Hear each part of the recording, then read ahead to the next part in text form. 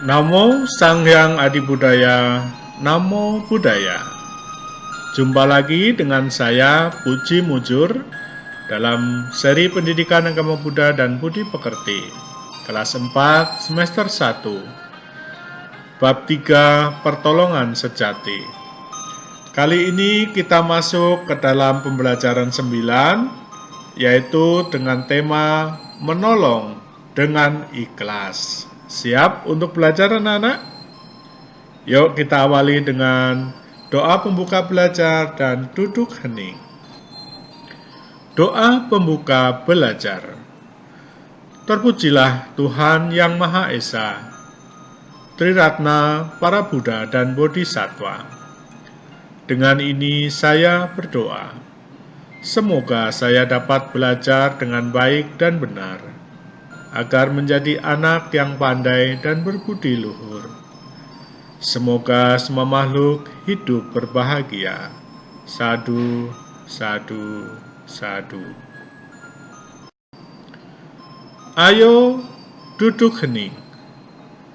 Duduklah dengan santai, mata terpejam, kita sadari nafas, katakan dalam hati, aku tahu nafas masuk. Aku tahu nafas keluar. Nafas masuk, aku tenang. Nafas keluar, aku bahagia. Duduk hening, dimulai.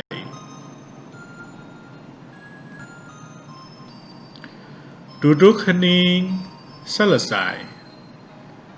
Anak-anak sekalian, tujuan pembelajaran 9 ini, setelah kalian mengikuti pembelajaran diharapkan dapat 1. Menerima dan menjalankan sikap peduli terhadap sesama. 2. Menjelaskan makna menolong dengan ikhlas dengan benar. 3. Menuliskan pengalaman menolong dengan ikhlas dengan benar.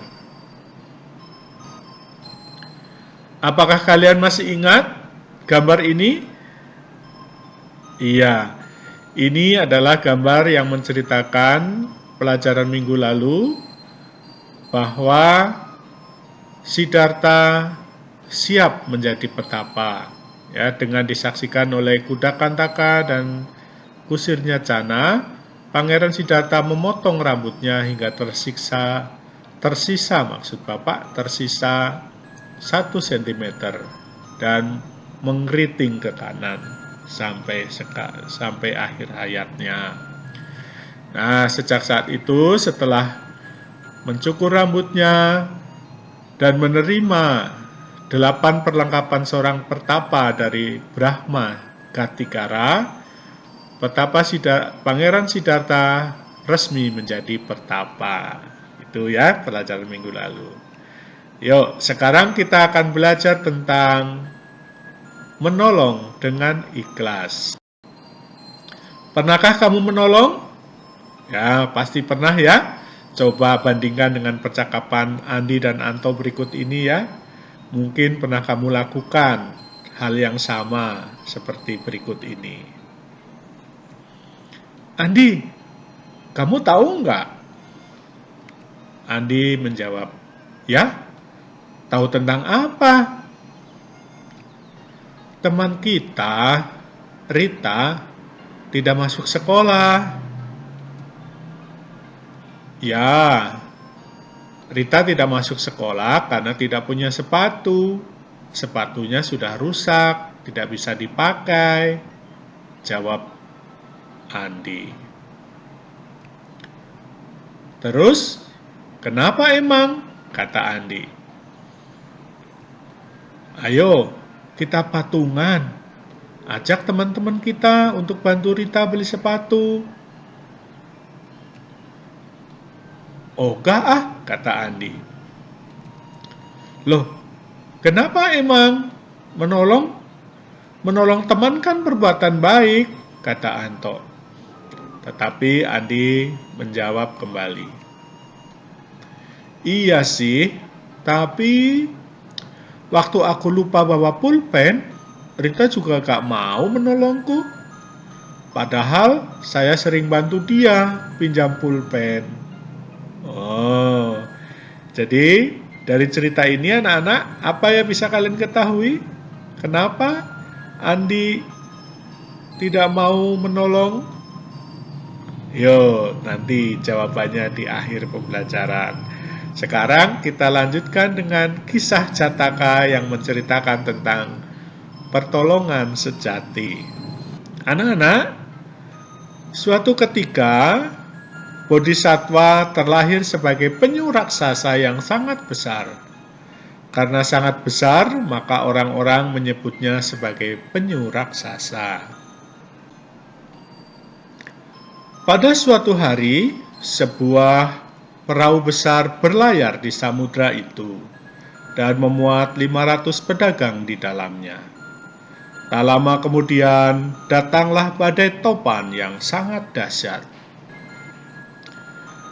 Harapan akan mendapat pertolongan tidaklah besar. Sebuah perahu pun tidak tampak sama sekali. Makanan dan minuman tidak ada. Mereka terancam akan mati kelaparan dan kedinginan.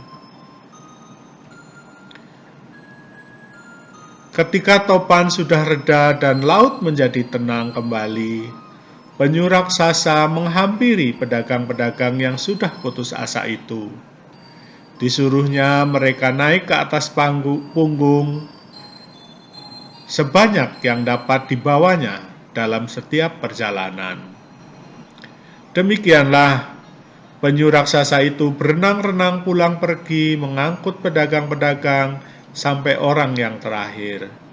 Selamat berada di tepi pantai sebuah pulau.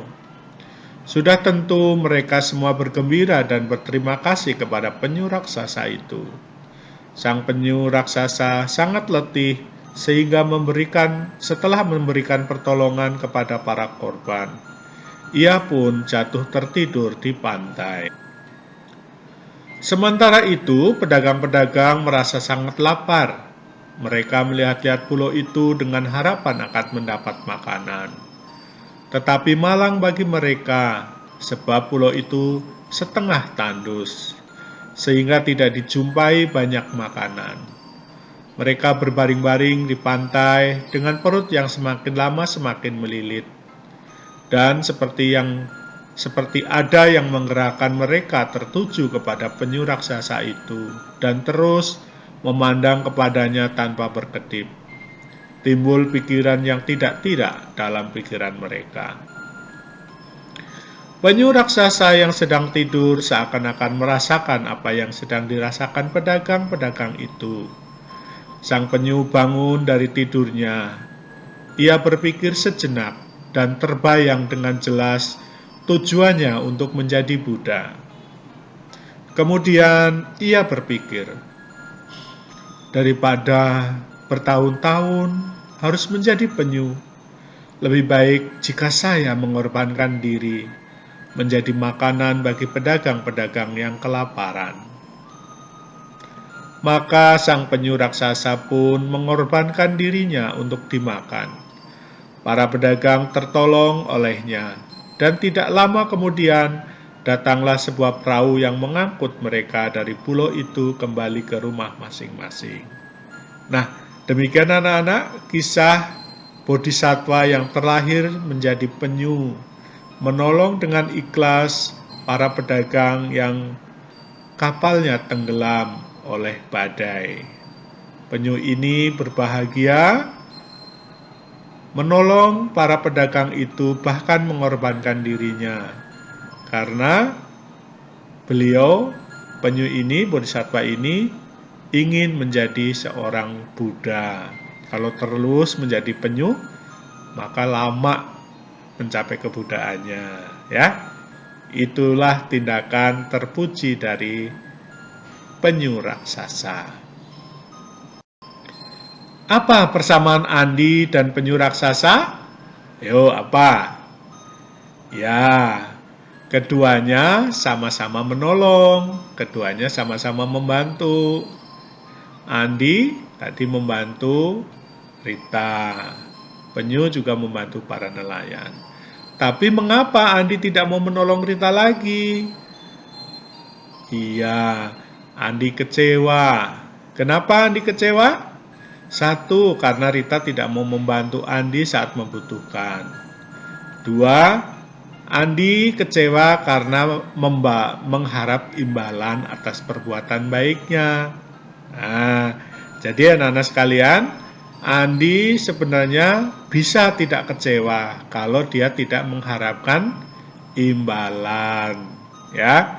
Jadi kalau kalian berbuat baik dengan mengharapkan imbalan atau mengharapkan perbuatan baik sebaliknya, maka akan seperti Andi. Sebaliknya seperti seperti penyu raksasa tadi, dia membantu nelayan tanpa mengharapkan imbalan atau upah. Karena itu penyu ini merasa bahagia. Itu karena penyu raksasa ikhlas berbahagia menolong makhluk lain. Jadi kalau kita ingin berbahagia membantu, harus ikhlas tanpa mengharapkan upah. Sekarang kamu tahu, saat teman kesulitan, kita pantas untuk menolong. Menolong harus ikhlas, tidak berharap imbalan ataupun upah. Siapapun pasti pernah menerima pertolongan orang lain. Karenanya kita wajib melakukan perbuatan yang sama. Menolong akan kecewa jika mengharap imbalan atau upah. Menolong dengan ikhlas membuat hidup kita bahagia. Inilah anak-anak poin-poin yang penting yang perlu kita ingat di dalam menolong. Baiklah anak-anak sekalian, setelah kalian belajar tentang memberi atau menolong dengan ikhlas, pertolongan tanpa pamrih, yuk sekarang kita belajar bernyanyi dengan judul Memberi dan Menerima. Lagu ini mengingatkan kita di dalam memberi harus tanpa pamrih. Karena sudah pasti, ya, apapun benih yang kita tanam akan kita miliki. Yuk kita bernyanyi bersama.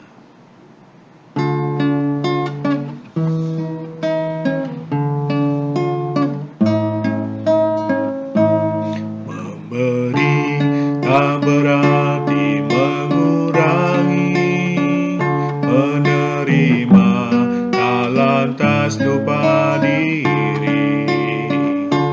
Sesuai benih yang kita tanami, kelak pasti akan kita miliki. 3 bulan jalankan mawas diri, berdalam damai dan sucikan pikiran.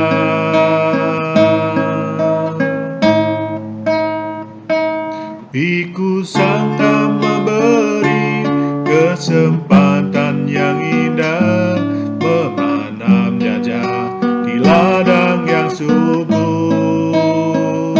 Kita semua menerima dengan hati gembira, memberi dana di hari Katina.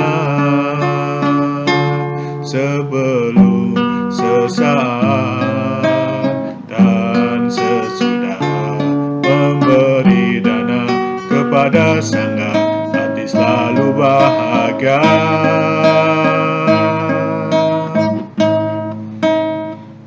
Kita semua menerima dengan hati gembira, memberi dana di hari Katina.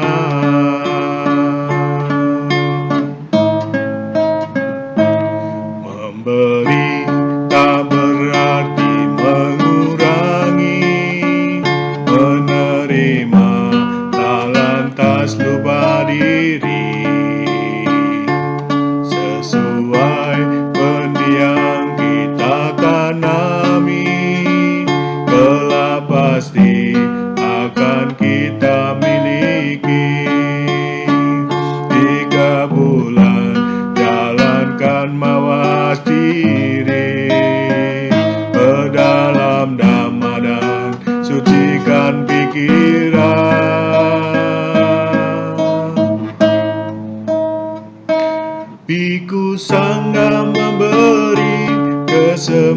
kehormatan yang indah, menanam jasa di ladang yang subur.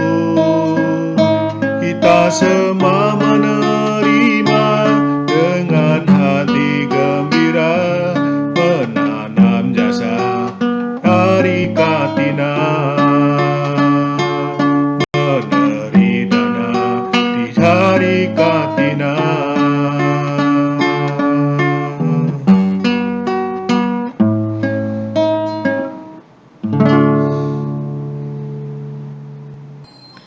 Nah, setelah kalian belajar tentang menolong dengan ikhlas atau pertolongan sejati dan juga belajar bernyanyi, tiba waktunya kalian berlatih.